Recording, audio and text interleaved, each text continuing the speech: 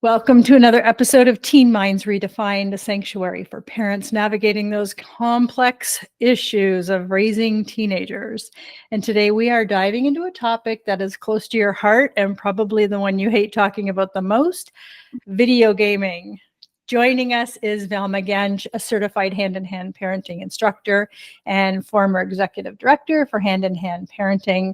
And Velma's going to tell you all about her journey, but I am so excited about having this topic because I don't think it's going to be what you're thinking as a listener. It is going to be very different. So welcome, Velma. I'm so glad you're here. Thank you. I'm very glad to be here. I love talking about this topic. It's so good. Well, I want to hear about your story first before I dive into like the 87,000 questions I have for you. Great. Well, I'll start focusing on my story on gaming and screens. With modern parenting, that obviously starts young because screens are a part of our lives. And I was one of those typical super mom overachieving types who didn't want my kid on screens, but I was also really isolated and didn't have a lot of help and had to make peace with the iPad being my village sometimes.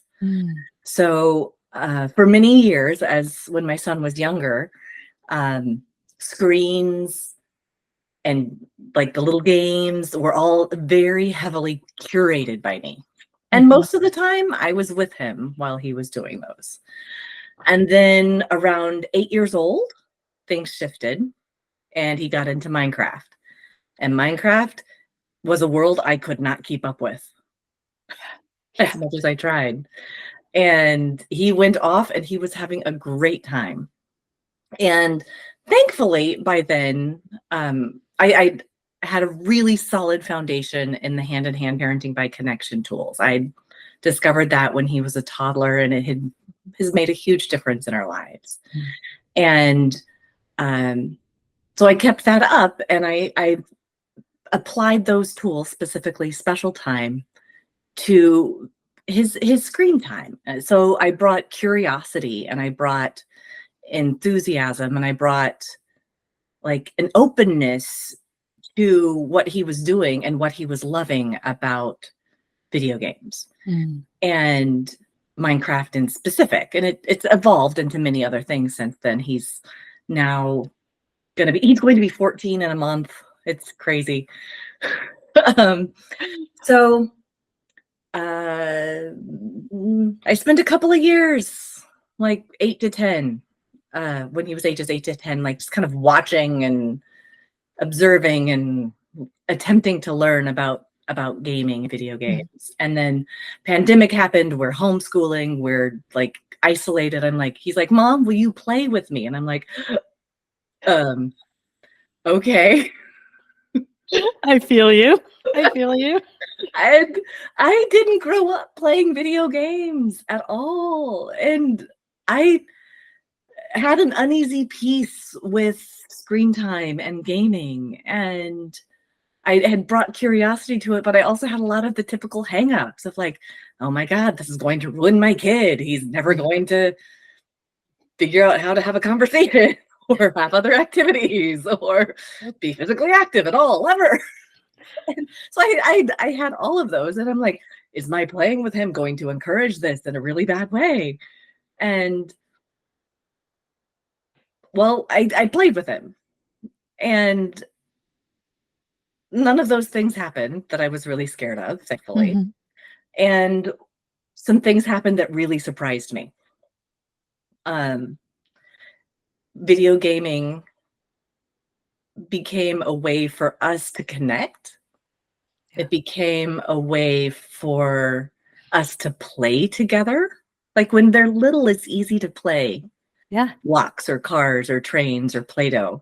But when they're older, it can be harder it was harder for me anyway to find ways to play with him.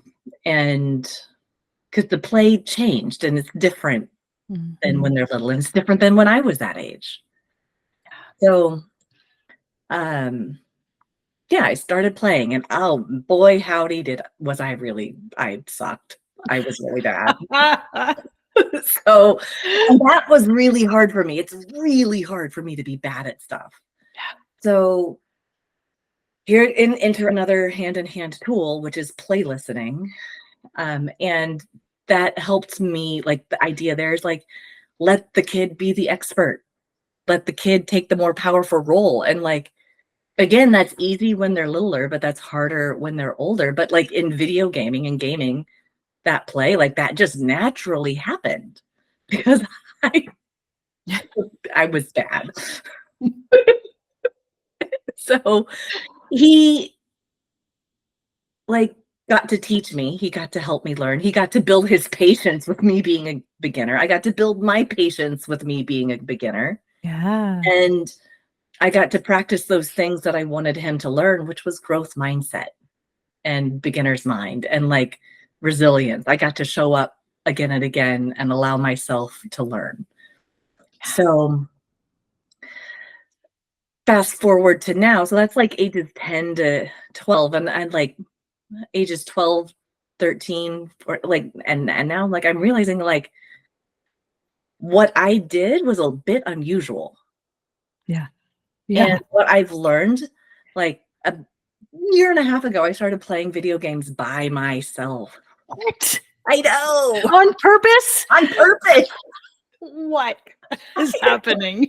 And then like I'm like, okay. And I started learning so much about resilience and practice and creativity and like encountering all of my limitations. And I realized that if this was happening for me, this was happening for him. And this had been happening for him. And my kid was learning so much beautiful stuff. Yeah. And I could see it. I could see his creativity and I could see his dedication and determination and his ability to keep trying, which is not something that I really had. Like I was just, if I'm not naturally good at this, I'm not going to do it. Mm-hmm. So video games has given me a healthier relationship with failure. And that is one of the things that has allowed me to even start this business and go and to try this out as a message that I want to get out there to people. So that's the in-depth, shorter version of my story. You've hit on so many things there that I just want to say, first of all, before we start losing people in the sense that, oh, but my kid's 14, my kid's 15, my kid's 16, it's too late for me. Is it too late? No. Okay. Not at all. So keep listening because we got all the stuff here that you need to hear. I will tell you why it's not too late. Yes, do it. Okay. So my kid has friends over occasionally and they're 13, 14. They're 8th graders, boys. And they're like, can you Mama Mabel my mom? Can you teach her about video games? And we went to TwitchCon, which is a big convention for most people who stream video games do it on Twitch. And there's a big convention, and I would talk to people about what I was doing. And 20-somethings, 30-somethings their universal response was, oh my God, can you work with my mom? Can you talk to my parents? So what I learned from that is that teenagers, 20-somethings, 30-somethings, all of us really want to be able to connect with our parents, with the people we love, and share the things that we love with them. And for a lot of people, gaming is a love. It's a play that they have a really deep relationship with. Yeah. Oh my gosh, that's so good. So why is it so important for parents to understand the whole video game and what they're playing? Like, why is it important for parents to understand this? And I say this because almost every episode, here's the shift. Maybe it worked 40 years ago. We can't parent like our parents parented. We're done with that. Mhm. So we need to shift. We need to change, shift that paradigm. So tell us why this is important in the first place. Okay. Well, the paradigm shift that I ask people, parents, to make first is to respect video games as valid play. Yeah. It's not a play that we often grew up with, or if we did, it was like our parents didn't know how to relate to this thing that was so foreign and so new, and like we're just like shut out from it, and had a lot of fights often with siblings or Yeah. brothers or yourselves. So like it like now though, it was valid play then, but it wasn't understood. Now it's more universal. Mm-hmm. And it is completely valid play. Minecraft, like Fortnite, Roblox, completely valid, like as valid as playing house. So when you talked about, you thought, he's not going to be able to socialize, or your son is just going to sit on the couch, like all of those misconceptions. Talk about those misconceptions. Okay. So the social one is probably the easiest one to talk about. Okay. And this is not one that I like, you don't understand it until you're looking. But a lot of games, like people want to play by themselves. Sure, people play by themselves, but it is more fun to play with other people. Mm-hmm. And my kid plays with his friends from school. They all play video games, and they get on a Discord call, and they are chatting and talking away as if they're in the same room, and they're each on their own screens. But like, I've seen them play in the same room, and it sounds exactly the same. Yeah. Yeah. So video games are very, very social. And those relationships and those interactions build bonds, just like playing kickball. Yeah. Or riding your bikes. Can I ask this then? Because what comes to mind for me is when kids are online playing with other people, not just their friends. Where's the safety net there where our kid isn't playing with a complete stranger identifying themselves as 17-year-old Dan is really 45-year-old Bob, who's not, doesn't have the best intentions? Are there safety factors there we can put into place? Absolutely. First of all, like most people who game aren't predators.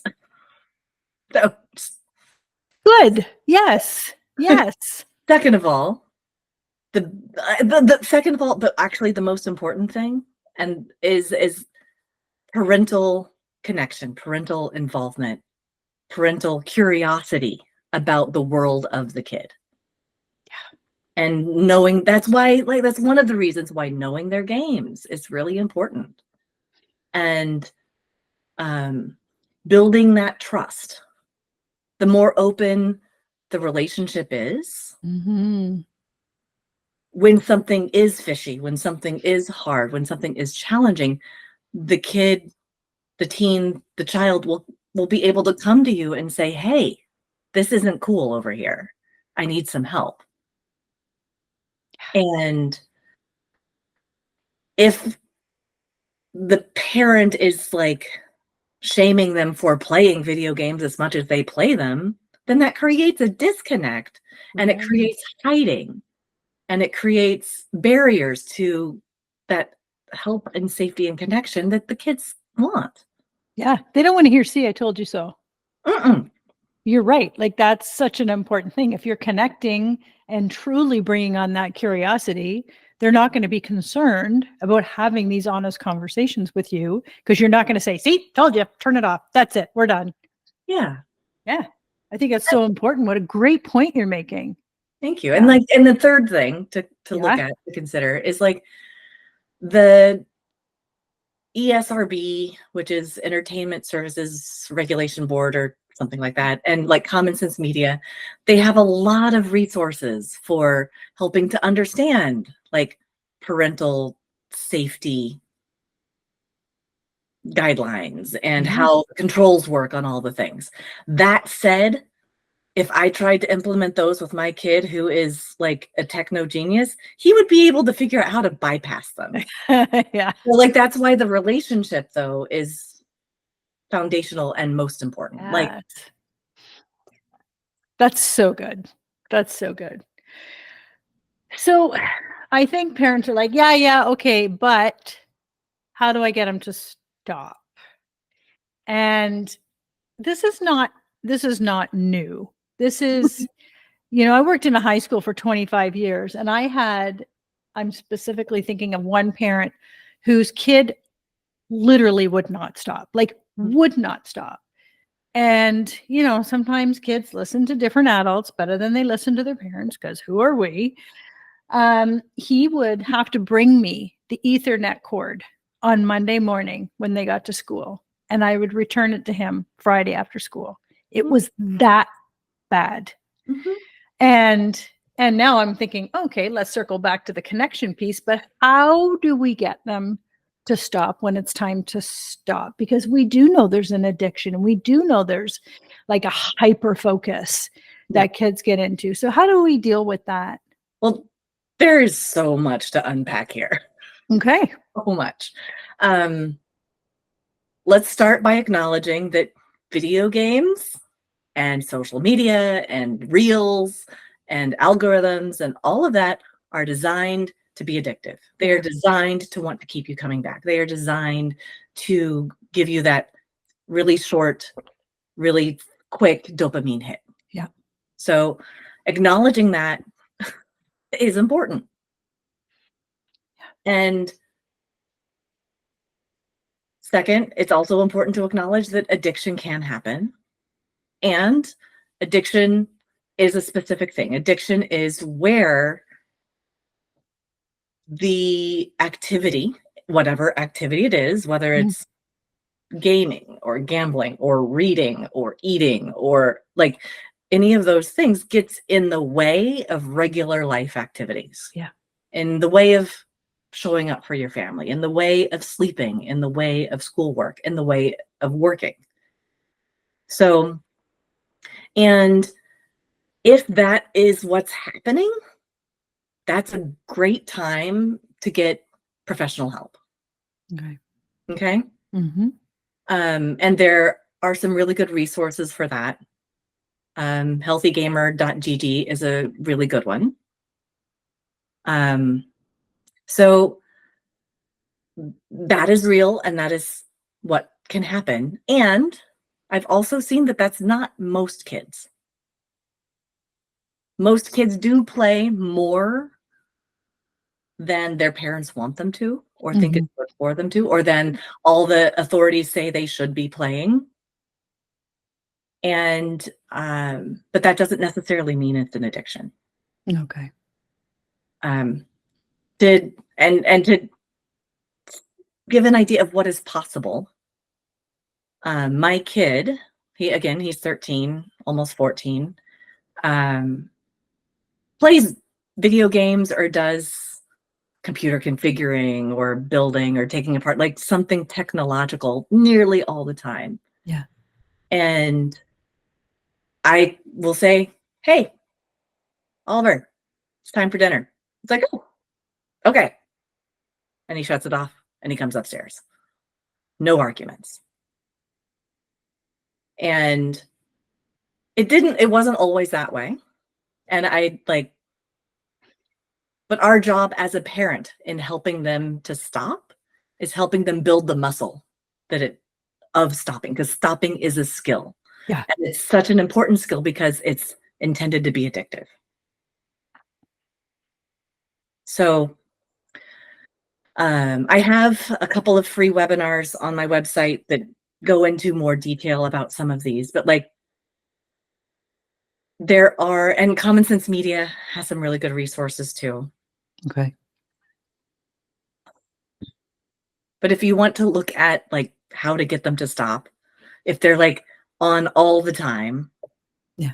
there are things that you can do. Like if they're on all the time, you need a hard reset. Take a hard reset. Take like a tech screen vacation as a family. We do that occasionally. Okay. Every couple of months, we like go on a trip, or we say like, it's Shabbat. We aren't going to do screens tonight, or we're going to go camping this weekend, or like it's family weekend. We're not doing any screens all weekend. Yeah. And occasionally it's like only if we do them together. So Yeah. we do a hard reset for all of us. And that can help. What that does is it helps reset the brain and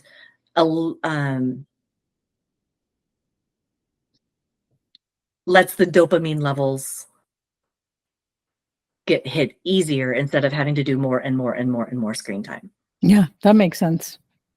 So a reset every now and then is good. Mm-hmm. That makes ending easier.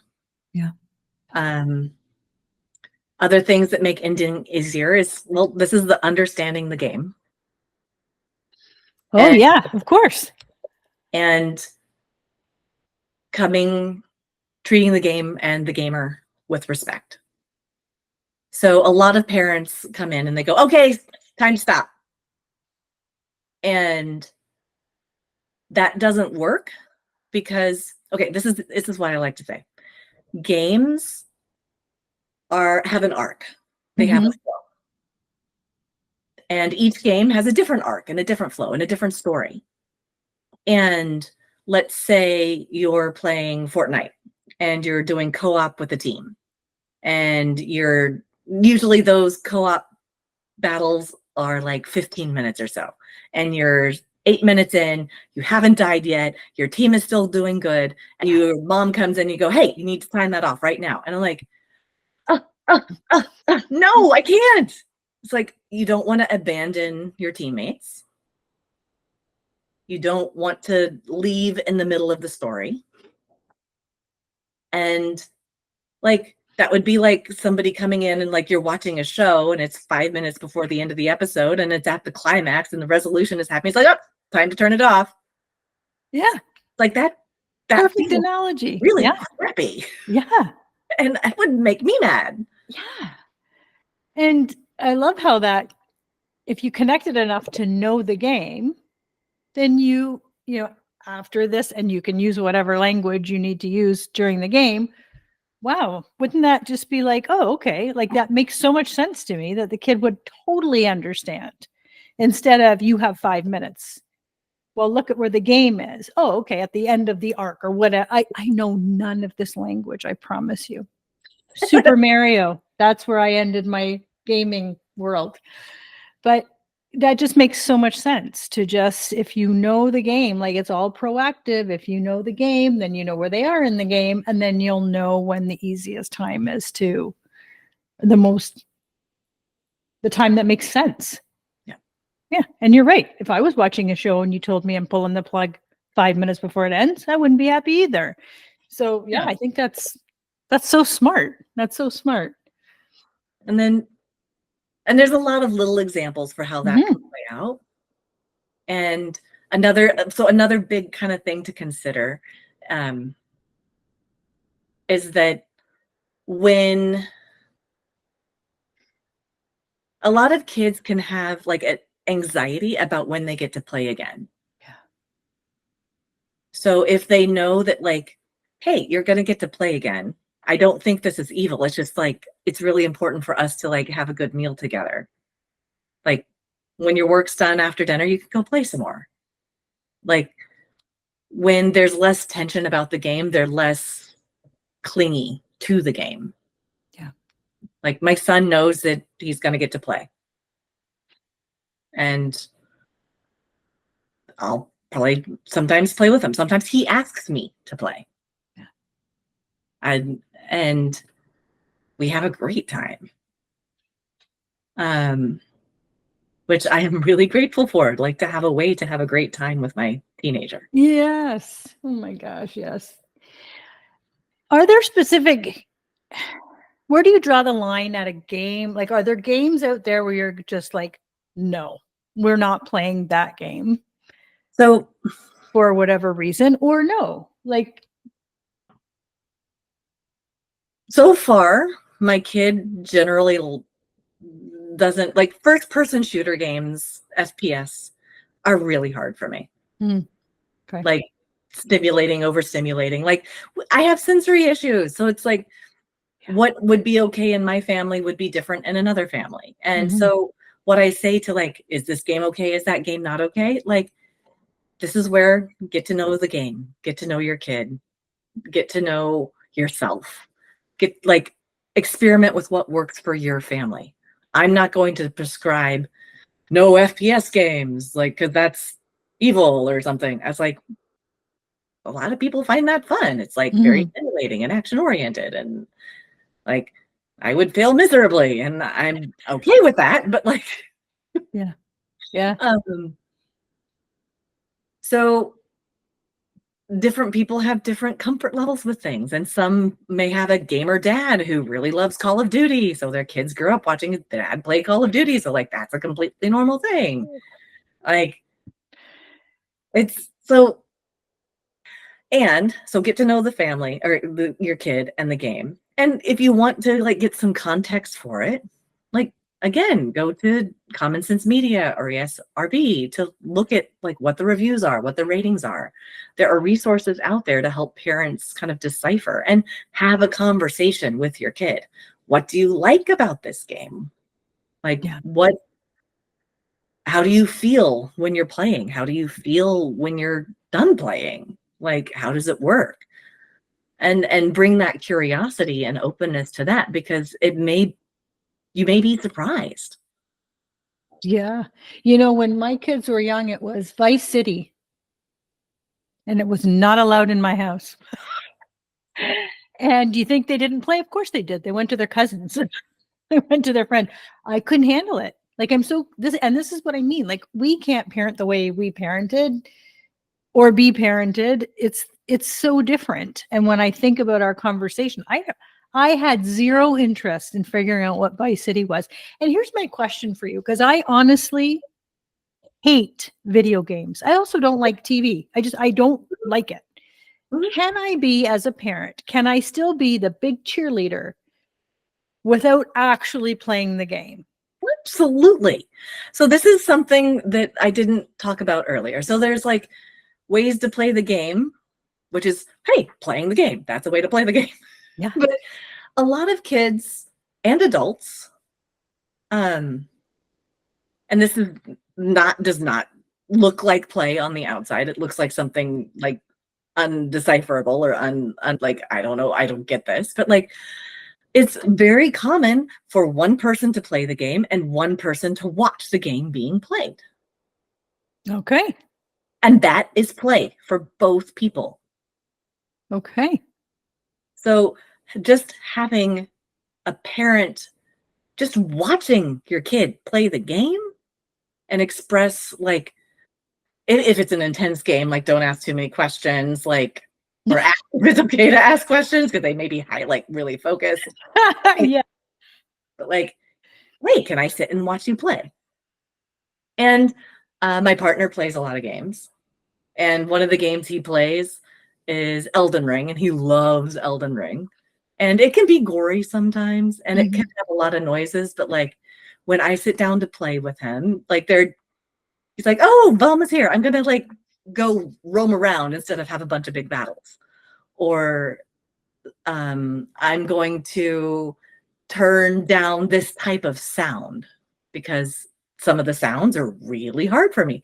And each video game has different settings and configurations. So if you want to watch your kid playing a game, but you can't handle all the gun sounds, like they could probably go into settings and like minimize those so that it's easier for you to be there with them. And they would probably love it. Mm-hmm. Like, I think sometimes, our kids just think we're so lame and don't want to do anything with us. But I think if, again, coming at it with curiosity, what do you like about it? What's fun about it? Can you give me a little tutorial before you start to play so I understand what you're Mhm. doing? I think that's great. And I remember my son handing me the remote control playing Super Mario, and it was in record time. I was dead, like dead every single time. And I don't remember if he actually tried to show me how to play or if I just said, I'm just dead. And I gave up. But I love all this. Like, I really wish I had a little more connection with that game and really tried to understand it. But this is a different time. This is, 25 years ago. Mhm.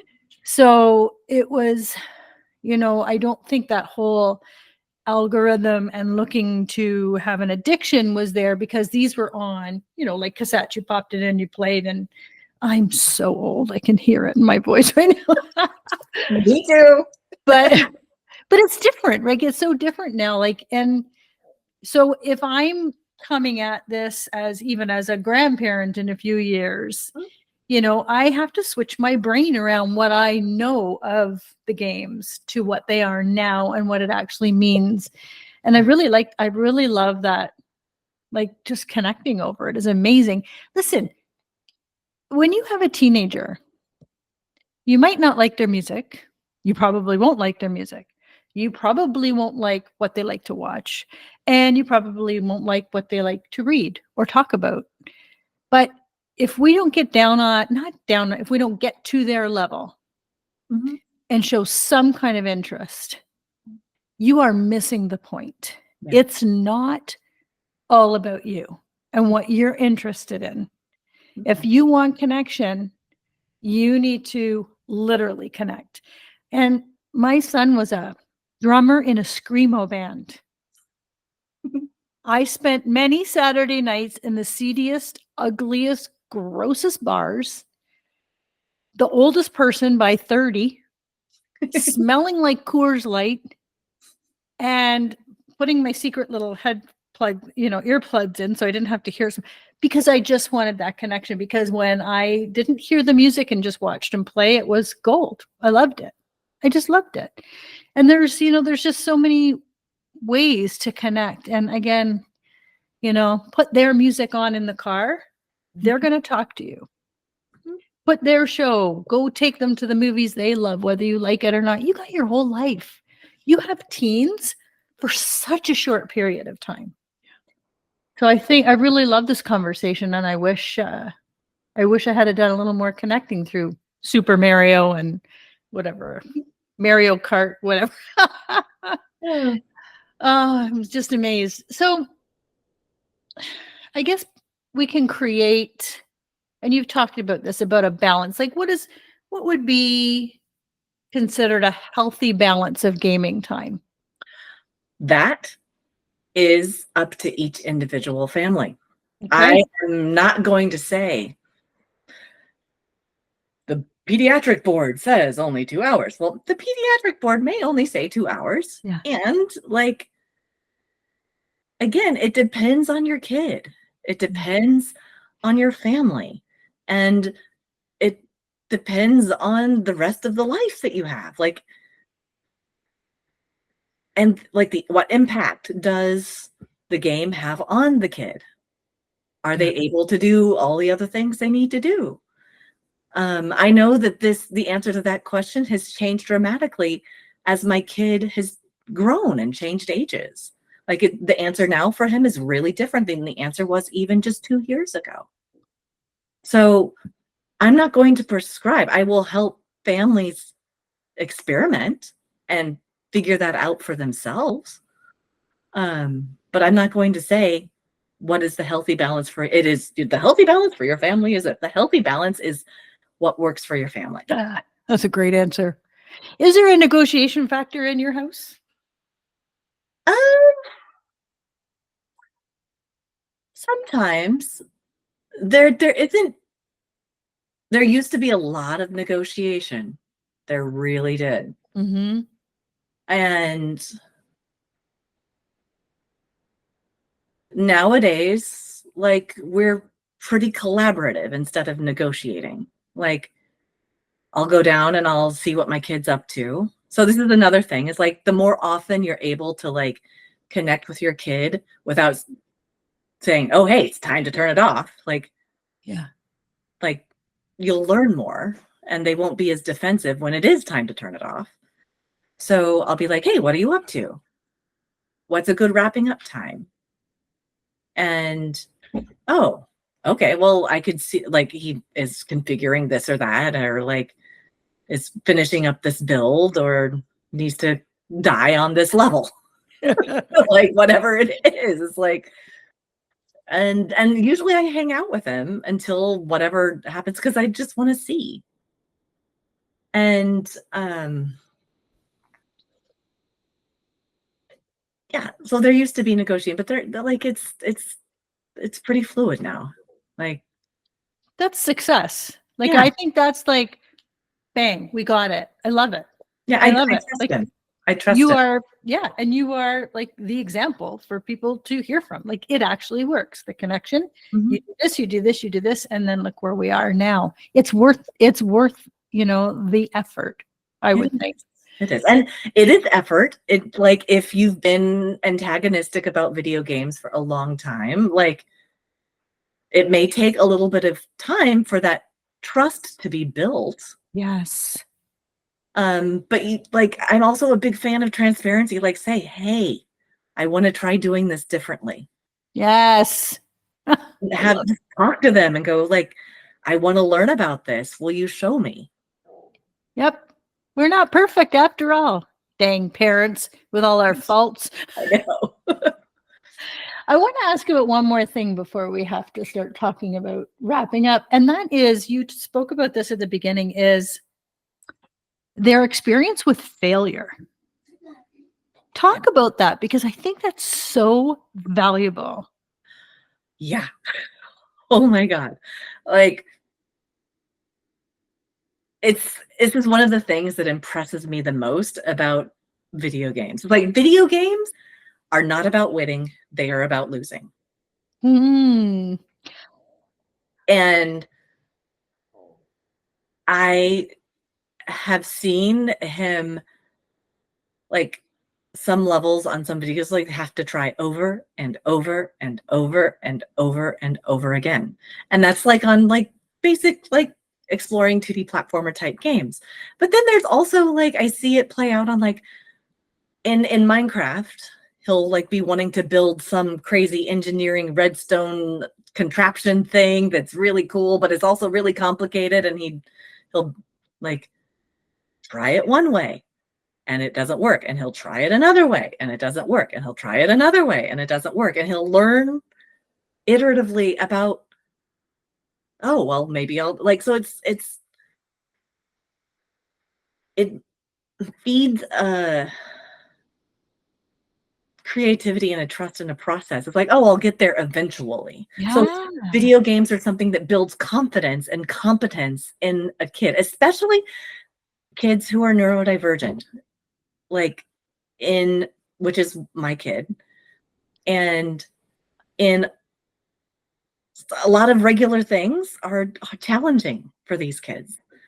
And in a video game, they can learn it. They can know how to interact. They can build skills and feel what success looks like and like fail and lose without shame.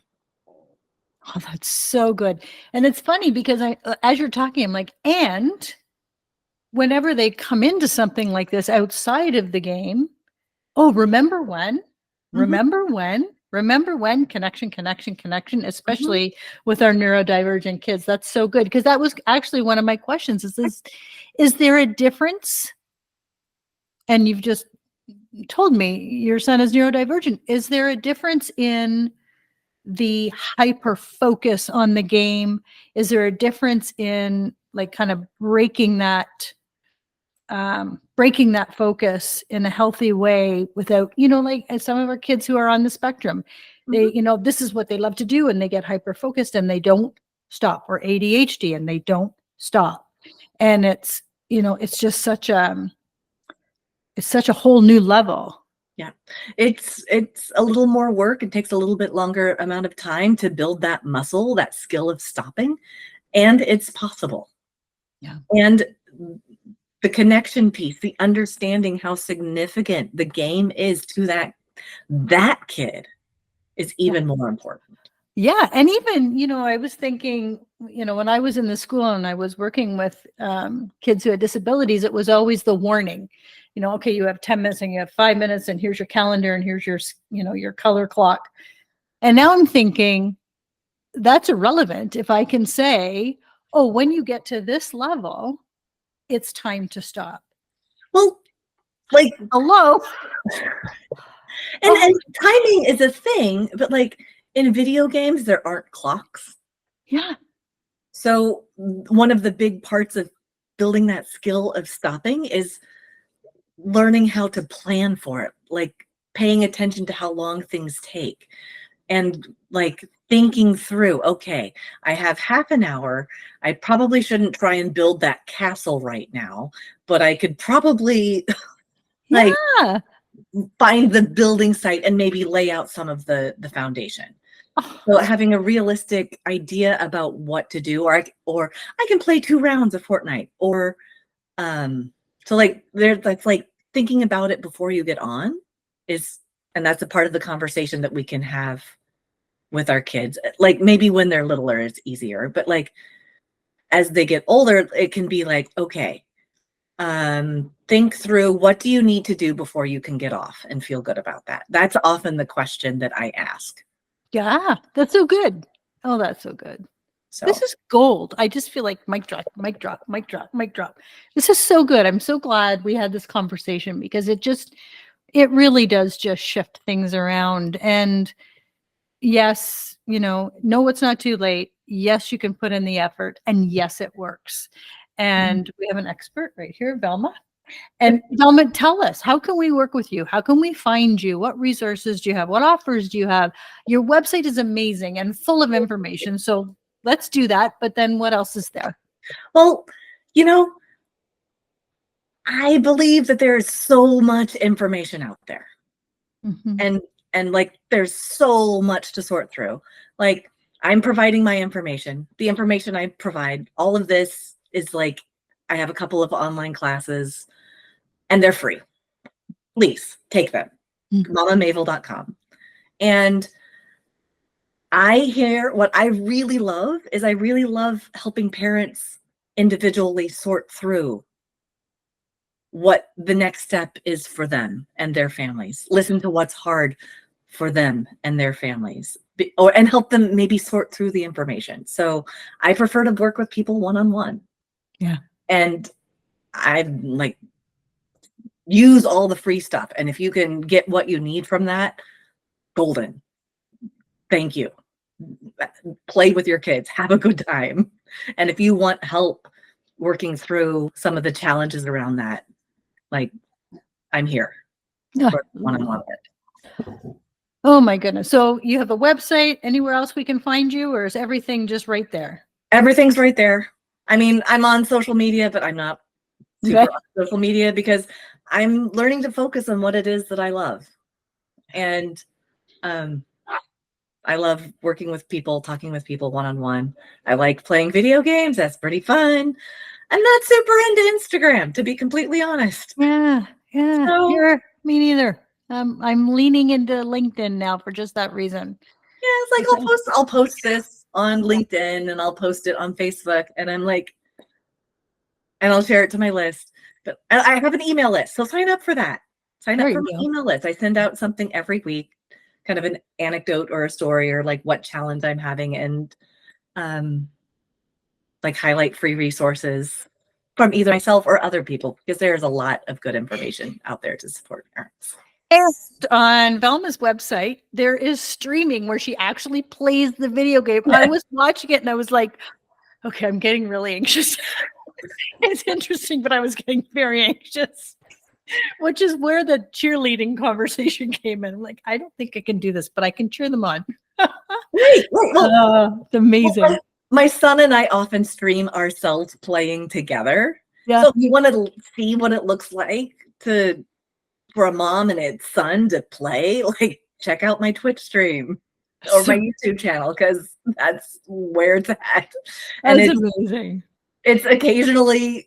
it's often hilarious and occasionally like, oh my God, we're doing this in public.